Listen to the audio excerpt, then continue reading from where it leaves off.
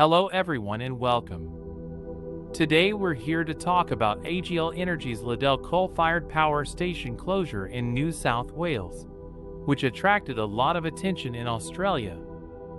We're going to discuss the challenges facing the national electricity market and what the New South Wales electricity infrastructure roadmap is.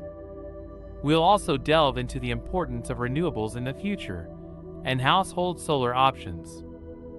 Friday last week marked the closure of AGL Energy's Liddell coal-fired power station in New South Wales. This marks the first major power plant closure since 2017, when Hazelwood closed in Victoria. Liddell had been working to less than half its original 2,000 megawatt capacity, so its closure sharpened the focus on the challenges facing not only NSW, but the entire national electricity market. Following Liddell, Origin Energy's Eraring Black coal-fired power station is scheduled to close by August 2025. This plant has almost 2,900 megawatt capacity, making it Australia's largest. Unfortunately, the cost of coal contracts means it's not working at full capacity. In response to this closure, the government of New South Wales created an electricity infrastructure roadmap to attract 12 gigawatts of wind and solar power, as well as 2 gigawatts of long-duration storage by 2030. It is intended to bridge the gap between existing power sources and those that will be phased out.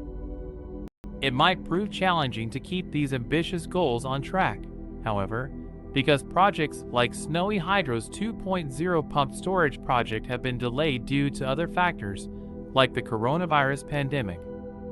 Unfortunately, NSW's reliance on other states for about 10% of its power means it's subject to their plans as well. For example, Queensland and Victoria have significantly accelerated their own renewables rush. This has been a cause of concern for those affected in NSW, as other states' acceleration could make it harder to prevent additional closures, or to meet the target of 12 gigawatts of wind and solar power by 2030.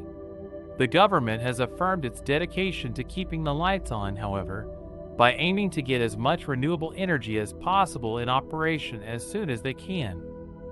They are also working with coal-fired operators on transitioning out of the industry. Alongside the strategies being put in place by the government, households can also do their bit by taking advantage of the potential for solar and battery technology.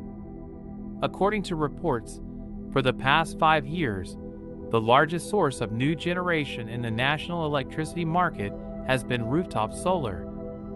Promoting the uptake of this option could have a real impact. Additionally, investing in battery technology is a viable option for meeting electricity demands.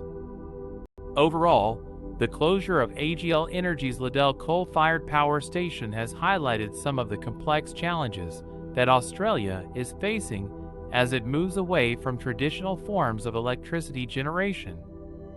We'll have to stay tuned to see what strategies the government comes up with to bridge the gaps left by closures